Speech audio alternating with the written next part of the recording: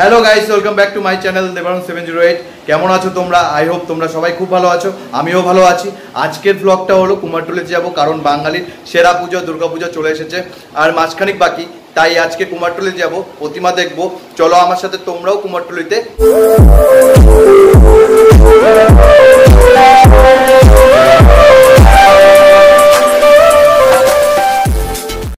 রওনা দিচ্ছি কুমারটুলির দিকে। এই যে আমার বুলেট, আমার বাইক, রাস্তা দেখা হবে, চলো।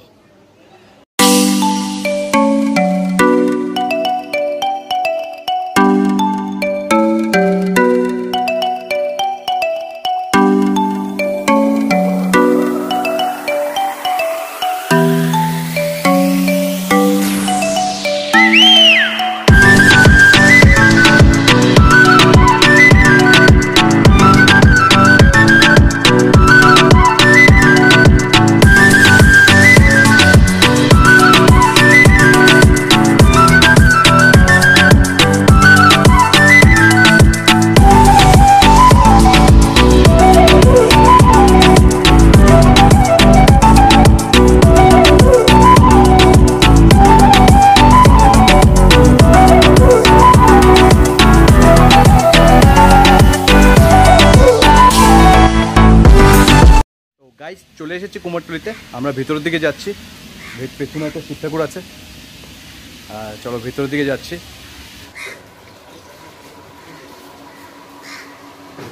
প্রতিমা তৈরি করা।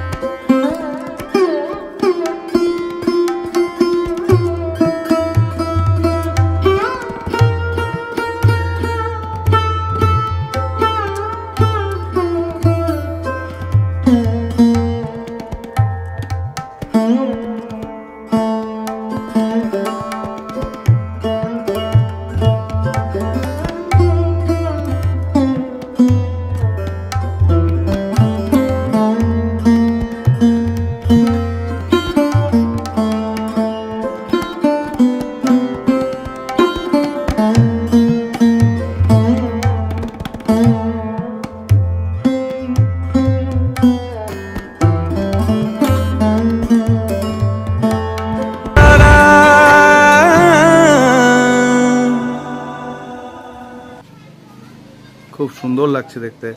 পুজো পুজো পুজো, আর বছর পুজোর অপেক্ষা করি, আর কটা দিন বাকি আছে। আমরা যেহেতু ক্যালেন্ডার পাতা প্রত্যেক বছর, এই বছর পুজো যাওয়ার পর নেক্সট বছর পুজো কবে আসবে ক্যালেন্ডার পাতা উল্টো হতে থাকি। তো চলে আসছে সামনাসামনি প্রায় পুজোর, আর মাসখানিক বাকি। তো খুব ব্যস্ততা চলছে পুজোর, আর প্রতিমা গড়ার ক্ষেত্রেও সেই ব্যস্ততাই চলছে। এটা একটা ফাইবারের বুদ্ধিস্ট, খুব সুন্দর লাগছে দেখতে।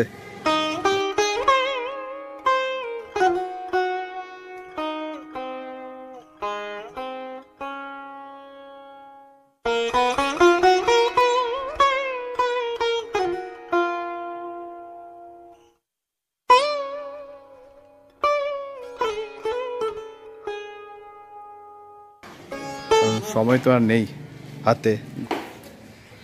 তো এখানে গণেশ তৈরি করছে।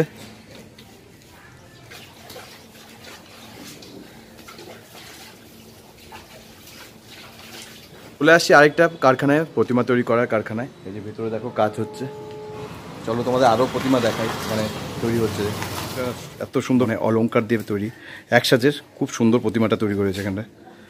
এদিকেও আছে। ওখানে একটা মানে পঞ্চনাগ বলে যায়, পঞ্চনাগের উপর দুর্গা ঠাকুর বানানো হয়েছে। ঠিক মতন দেখাতে পাচ্ছি না, দাঁড়াও চেষ্টা করছি তোমাদের দেখাবো।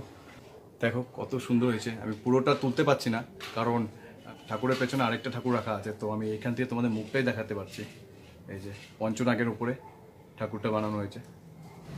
চলো নেক্সট। ওইটা গাছের উপরে থিম, গাছ কাটা হচ্ছে, ফরেস্টে গাছ নেই, তো গাছের উপরে থিম করে এই প্রতিমাটা তৈরি করা হয়েছে।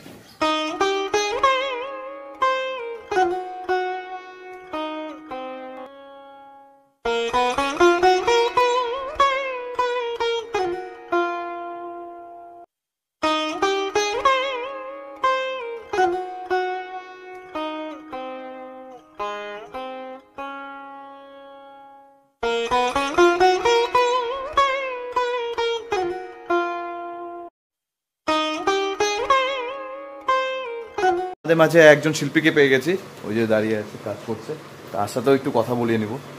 নামটা? আমার নাম নারায়ণ পাল। আচ্ছা, তো দাদা বলছি যে গত বছর তো করোনা ছিল, এবছরও করোনা, আর এবছর বলছে সেপ্টেম্বর মাসে আবার তৃতীয় ঢেউ আসছে, তো এই ক্ষেত্রে প্রতিমা করার ক্ষেত্রে কোনো এফেক্ট পড়ছে? এফেক্ট মানে করোনার ভাব দেখে কি করে এখন যে বলবে যে পূজা কি হবে কি না হবে, আমি ইংরেজি মাসে 15-16 তারিখ না যাওয়া বন্ধ, কোনো পূজার সিদ্ধান্ত হচ্ছে না। আর অর্ডার টর্ডার পেয়েছেন? অর্ডার টর্ডার একটা দুইটা হয়েছে। একটা দুটো হয়েছে, যেটা প্রত্যেক বছর এত মোটামুটি ভালো অর্ডার হয়ে যায় না? প্রত্যেকবার মোটামুটি হচ্ছে আপনার ওই যে রথের আগে মোটামুটি 8-10টা ঠাকুর অর্ডার হয়ে যায়। 8-10টা ঠাকুর অর্ডার হয়ে যায়। এবারকার মতন 1 থেকে 2টা ঠাকুর অর্ডার হয়েছে, তারপরে কোনো ঠাকুর অর্ডার নাই। আর যা অর্ডার হচ্ছে সব ছোট দিচ্ছে, বড় ঠাকুরের কোনো মানে ভূমিকাই নেই। বিগ বাজেটে তো বলতে তাহলে কোনো প্রশ্নই নেই না, ভূমিকাই নেই। আর দাস বড় ঠাকুরের থেকে একতলা ঠাকুরগুলো বেশি চলছে। বড় ঠাকুরের মানে এবার তো তার মধ্যে একটা কথা যে প্রতিমা তো মোটামুটি ওপেন প্যান্ডেল থাকবে, তো এক চালা ঠাকুরই মানে চলছে এবার। হ্যাঁ, এক চালা ঠাকুরটাই বেশি চলছে। ঠিক আছে দাদা। আচ্ছা, পুজো যেহেতু আর কয়েকটা দিন, সবাই ব্যস্ততার মধ্যে আছে, তো এখানে কাঠামো তৈরি করছে। আরেকটা শিল্পালয় চলে এসেছি, এখানেও পুরো পুজোর ব্যস্ততা শুরু। আমরা অপেক্ষা আছি কবে পুজো আসবে, আর দাদারা তো ব্যস্ত প্রতিমা করার ক্ষেত্রে।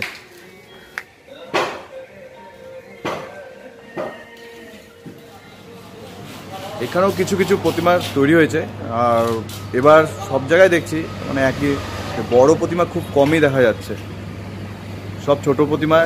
মোটামুটি কিছু কিছু মানে শিল্পালয় যেগুলো আছে প্রতিমা তৈরি কারখানা, সেখানে ব্যস্ততা দেখা যাচ্ছে, আবার কিছু কিছু জায়গায় ব্যস্ততা নেই একদম।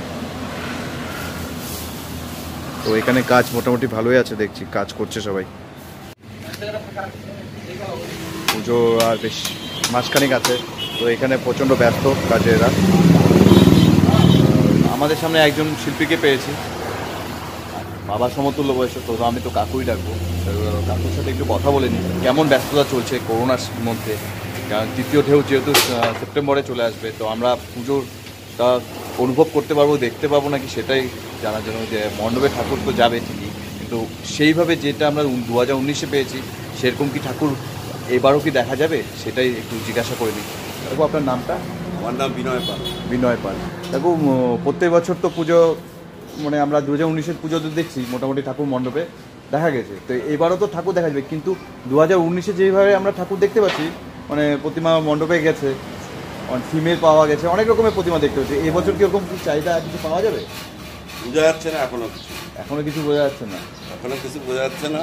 হয়তো কিছু হলে হতে পারে, কিছু হলে হতে পারে, কোনো সম্ভাবনা নেই এখন পর্যন্ত। পূজার কোনো প্রিপারেশন নেই, পুজোর কোনো অর্ডার টুকটাক অর্ডার হচ্ছে। এখনও সব জায়গায় একই পরিস্থিতি, অর্ডারটার সমস্যা, কারণ এবার সবাই ছোট পুজোই করছে, তো পরিস্থিতি তাই। তার মধ্যে আবার সেপ্টেম্বরে তৃতীয় ঢেউ আছে, তো একটা সমস্যা আছে।